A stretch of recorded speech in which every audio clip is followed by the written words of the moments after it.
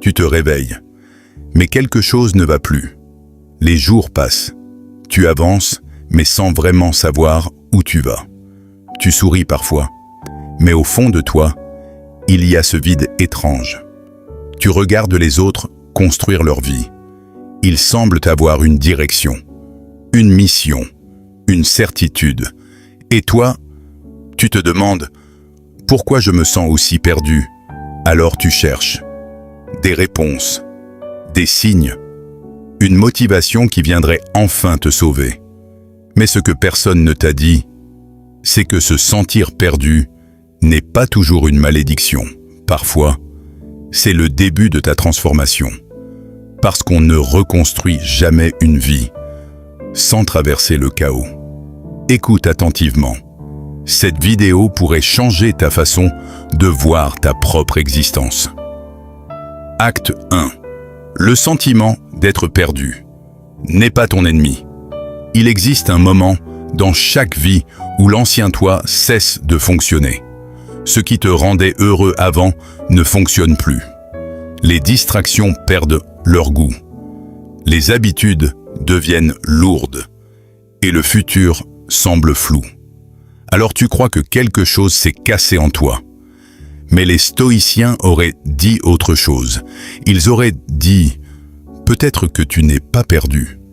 Peut-être que tu es en train de te réveiller. » Marc Aurèle écrivait que l'âme se colore de la qualité de ses pensées. Et pourtant, comment penser clairement quand tout paraît confus? Parce qu'on te l'a appris à l'envers.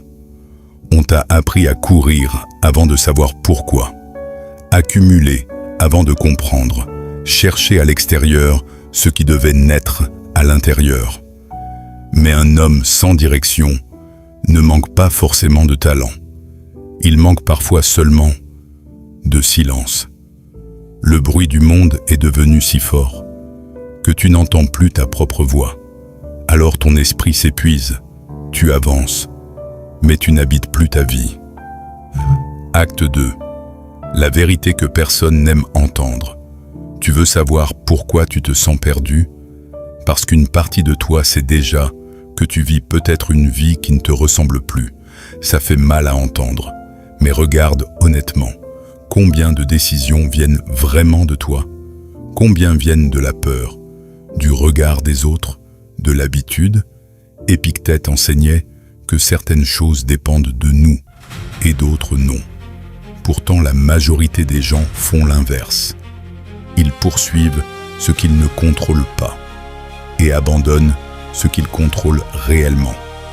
Ton identité, tes actions, ton caractère, ta discipline. Tu cherches une carte, alors que tu n'as même pas encore choisi qui tu veux devenir. Parce qu'au fond, la direction n'apparaît pas avant le mouvement. On découvre souvent le chemin en marchant. Acte 3. Le moment où tu arrêtes d'attendre. Imagine, demain matin, tu te réveilles et rien n'a changé. Toujours les mêmes problèmes, les mêmes peurs, les mêmes incertitudes. Mais cette fois, tu prends une décision. Tu arrêtes d'attendre de te sentir prêt. Tu arrêtes d'attendre le moment parfait. Tu arrêtes de demander au monde la permission de commencer.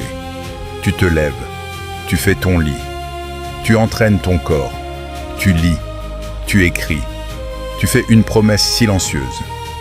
Aujourd'hui, je redeviens responsable de ma vie.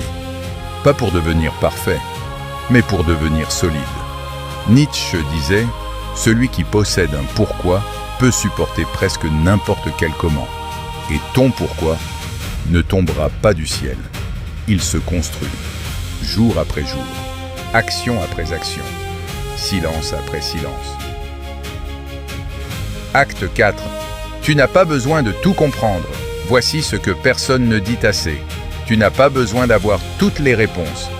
Tu as seulement besoin d'avancer assez longtemps pour rencontrer la personne que tu es capable de devenir. Le brouillard n'est pas là pour t'arrêter. Il est là pour t'obliger à regarder seulement le prochain pas.